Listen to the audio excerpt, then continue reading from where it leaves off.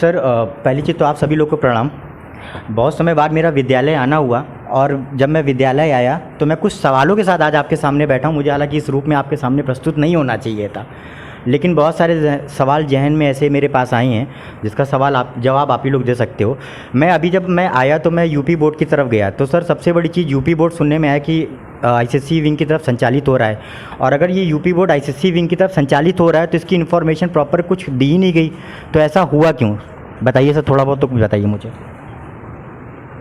ये 2003 की घटना है। एकाएक यहाँ पे एक डायरेक्टर राजीव बख्शी कह के आए थे और उन्होंने एकाएक यूपी बोर्ड में ताला लगा दिया और कहा कि यूपी बोर्ड की सारी कक्षाएं बंद की जाती हैं और स्टूडेंट्स को नोटिस दे दी कि अगर आप आईएससी पढ़ना चाहो तो पढ़ो, नहीं तो अपने घर चले जाओ।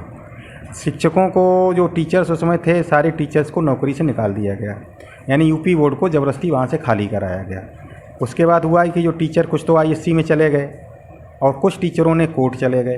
तो जो टीचर कोर्ट चले गए उन टीचरों को मैनेजमेंट ने कभी कोई प्रश्रय नहीं दिया और ये लंबी लड़ाई चली। 2011 में सुप्रीम कोर्ट तक जाके लड़ाई खत्म हुई। सुप्रीम कोर्ट में जाके मैनेजमेंट ने पलटी मार ली और ये कहा कि नहीं, अब हम यूपी बोर्ड ही चलाएंगे। और उस यूपी बोर्ड चलाने के बाद 2012 में सुप्रीम कोर्ट का चलाना है तो यूपी बोर्ड को 12 से चलाइए। तो वहाँ तो कह दिया कि हम यूपी बोर्ड चलाएँगे, लेकिन यहाँ आए तो फिर मुकर गए। और मुकरने के बाद ये हुआ कि यहाँ यूपी बोर्ड चलाने में उन्होंने कोई दिलचस्पी नहीं दिखाई। नतीजा ये हुआ कि जो वो बिल्डिंग थी, जो मुख्य यूपी बोर्ड की बिल्डिंग थी, उसमें उनका आईएससी यथावत चलता रहा और वो चल रहा था। ये बिल्डिंग 12 साल में खाली पड़ी हुई थी, खंडहर के रूप में थी और कोई इसमें कुछ नहीं था, पूरा अंधेरा था। एक था नीचे के 2 कमरों में महिंद्रा कोचिंग चलाई जा रही थी। हम लोग जब यहाँ आए तो सवाल ये हुआ कि इतने दिन लड़ने के बाद आए तो बिल्डिंग की लड़ाई कौन लड़ेगा और कौन सपोर्ट करेगा जब बच्चे नहीं हैं। तो ये आया कि चलो पहले आप लोग अपने आसपास के बच्चों को इकट्ठा कर लो और स्कूल कहीं किसी जगह दोबारा से शुरू कर दिया जाए। तो जो बंद किया गया यूपी बोर्ड 2003 का था, उस यूपी बोर्ड में 25-30 बच्चों को इकट्ठा करके हम लोगों ने यहाँ के कमरों में पढ़ाना शुरू कर दिया। धीरे धीरे हम लोगों की मेहनत से वो संख्या 700 के आसपास पहुँच गई। विभाग की तरफ से आया कि यहाँ मैनेजर होना चाहिए, तो शिक्षा विभाग कहता है कि वहाँ की सोसाइटी ख़त्म हो चुकी है और कोई मैनेजर नहीं है। उसके बाद प्रिंसिपल होना चाहिए, तो प्रिंसिपल में भी स्थिति आ रही है कि यहाँ जितने टीचर्स हैं उनके बीच को प्रिंसिपल ना विभाग बना रहा है और ना ही मैनेजर बना रहा है। मैनेजर क्या कर रहा है कि चूँकि स्कूल चलना नहीं है, तो ऐसी स्थिति में जो उनके साथ उस समय बंद कराने में 7-8 टीचर चले गए जो आईएससी में समायोजित हो गए थे, उनमें से किसी न किसी शिक्षक को पकड़ कर यहाँ प्रिंसिपल के रूप में बिठा दिया जाता है। वो क्या करते हैं कि उनको तो कुल मिला के जो हमारी मेहनत है उस मेहनत को सफल नहीं होने देना है। 2003 की स्थिति में स्कूल को वापस ला देना है, यानी कि स्कूल नहीं चलने देना है। तो इस तरह की बहुत सारी चीज़ें यहाँ पे पैदा करते हैं, विखंडन करते हैं, डिस्टर्ब करते हैं। स्कूल ना चलने देने के क्या तरीके हो सकते हैं, वो सारे तरीके वो लोग अपनाते हैं। अब हम जो 10 लोग जिनको सुप्रीम कोर्ट ने कहा था, जिसको शिक्षा विभाग ने मान्य करते हुए वेतन भुगतान दिए, उनमें से 3 टीचर रिटायर हो चुके हैं। आपकी जानकारी बता दें, उनमें एक डॉक्टर बीपीएस चौहान थे जो आपको गणित पढ़ाया करते थे, एक पांथरी साहब थे जो बायोलॉजी पढ़ाया करते, बहुत अच्छे अध्यापक थे। एक हमारे बीच में संजय पैनोली सर हुआ करते थे। संजय पैनोली सर भी यहीं हम लोगों के साथ आए और वो भी रिटायर होकर चले गए। तो 3 टीचर रिटायर हो गए, बचते हैं 7 टीचर। इन 7 टीचरों के ऊपर 700 स्टूडेंट का भार है और वो टीचर 2 शिफ्ट में काम करके 700 बच्चों को बखूबी अपनी जिम्मेदारी का निर्वहन तो कर रहे हैं। अब समस्या क्या आती है कि यहाँ भी आप देखेंगे तो ना कोई लाइब्रेरी है, ना यहाँ पे पुस्तकालय, वो लेबोरेटरीज़ हैं। अगर फिजिक्स और केमिस्ट्री लेबोरेटरीज देखेंगे तो 4-5 साल 6 साल क्या जब से ये बंद हुआ है, यानी 2002 में, आज भी आईएससी की वो लेबोरेटरी बंद पड़ी हैं और उनमें ताले लगे हुए हैं। वो खोलने हैं और उनमें हम लोगों को जाने तक की परमिशन नहीं, जाते हैं तो लोग आके खड़े हो जाते हैं कि इनको नहीं खोलने दें। हमारे लिए कोई लेबोरेटरी की व्यवस्था नहीं। ऊपर की विंग पूरी की पूरी पानी से ध्वस्त हो चुकी है। एक भी कमरा ऐसा नहीं है जिसमें बच्चे बैठ पढ़ते हैं तो सिर्फ राम राम करते हैं कि कब छत न गिर जाए। हम लोग भी चिंतित रहते हैं। और उसके ऊपर भी, जिसमें कि पिछले साल तक जो है 3-4 क्लास लगते थे, वो सारी की सारी छत डैमेज हो चुकी है, बिल्कुल जर्जर हो चुकी। कब बिल्डिंग आके गिर जाए कोई फ़र्क नहीं पड़ता है। और ये स्थिति हो रही है कि इस विद्यालय में, मैं वास्तविक ये बात बता रहा हूँ कि इस विद्यालय को जो बंद करने की प्रोसेस राजीव बख्शी ने शुरू की थी, वो प्रोसेस आज भी चल रही है। कारण क्या है? कारण हमारे सबके समझ में नहीं आता है। जब जांच करते हैं, रिकॉर्ड में जाते हैं, तब कुछ चीज़ें समझ में आती हैं कि आखिर इस विद्यालय को बंद किए। तो अगर आप लोग सारे जितने ओल्ड बॉयज़ हैं, कभी हमें समय दें तो हम वो सारे तथ्य आपके सामने रिकॉर्ड के साथ यानी दस्तावेजों की जुबानी हम कॉल्विन की कहानी आपको सुनाएं।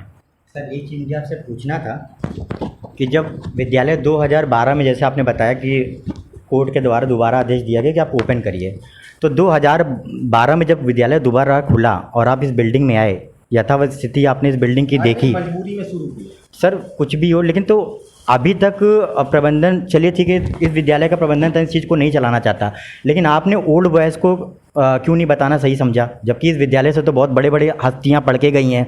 तो आप लोग शिक्षक थे, आप लोग मौन व्रत करके बैठे हुए। ना से ऐसा होता है कि ओल्ड बॉयज़ हर संस्था की बहुत बड़ी पूंजी होती है, और बहुत सारी ऐसी संस्थाएं जैसे दिनेश शर्मा वहाँ के पड़े हुए हैं जुबली के, जब वो आए तो उन्होंने जुबली का काया पलट कर दिया। ऐसे ही एक संजय अग्रवाल जी कॉल्विन कॉलेज के पढ़े हुए हैं, उन्होंने प्रयास किया था कि स्कूल को हम वहाँ पे लाएं, हम लोग मिले थे तो उन्होंने कहा कि हम 15-20 दिन हमें दीजिए, मैं इसको ठीक करता हूँ। फिर उसके बाद वो भी नहीं कर पाए। इस कॉलेज का सबसे बड़ा ये दुर्भाग्य है, और सौभाग्य भी है। सौभाग्य इसलिए इस कॉलेज की पहचान ओल्ड बॉयज़ से है।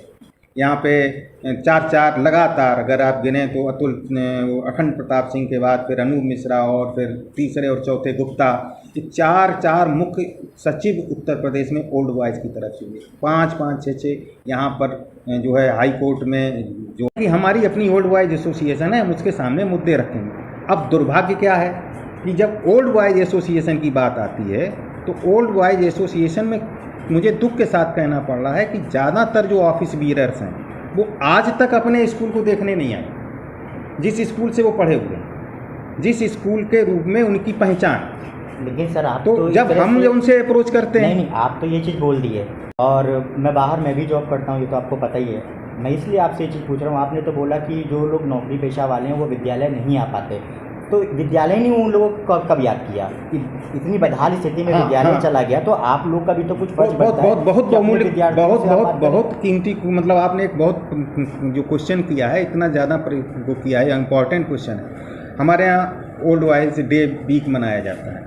वो ओल्ड बॉयज़ डे वीक का जो निमंत्रण पत्र है, इन्विटेशन कार्ड है, वो कॉलेज की तरफ से जाता है। एक और यहाँ हुआ ड्रामा, ये जो 2000 तक 2 विंग थी, आपको याद होगा, एक था कॉल्विन तालुकेदार कॉलेज, उसके आगे कुछ भी नहीं लिखा जाता। अंडरस्टूड था कि वो Colvin taluqdar college UP board से है, और एक था कॉल्विन तालुकेदार आईएससी विंग, ये अंडरस्टूड था कि वो दिल्ली बोर्ड से है। एक जादूगर ये हो गई कि कॉल्विन तालुकेदार आईएससी विंग को उस बिल्डिंग में ले जाने के बाद कॉल्विन तालुकेदार कॉलेज में बदल दिया गया, यानी वो कॉल्विन तालुकेदार कॉलेज हो गया, और कॉल्विन तालुकेदार यूपी बोर्ड जो वास्तव में कॉल्विन तालुकेदार कॉलेज था उसको ख़त्म कर दिया गया। अब जब कॉल्विन तालुकेदार कॉलेज की ओर से वहाँ आईएससी का प्रिंसिपल इन्विटेशन भेजता है, तो जब वहाँ ओल्ड बॉयज़ आते हैं तो उसी बिल्डिंग पहुँचते हैं, उन्हें बताया जाता है कि नहीं साहब, यूपी बोर्ड ख़त्म हो चुका है, यूपी बोर्ड है, यही कॉलेज आईएससी में कन्वर्ट कर दिया गया। तो जितने ओल्ड बॉयज़ वहाँ जब पहुँचते हैं तो उनके सामने एक तो स्थिति साफ नहीं आती है कि आखिर यूपी बोर्ड चल कहाँ रहा है, कैसे, वो तो समझते हैं कि सब बदल दिया गया, अब ये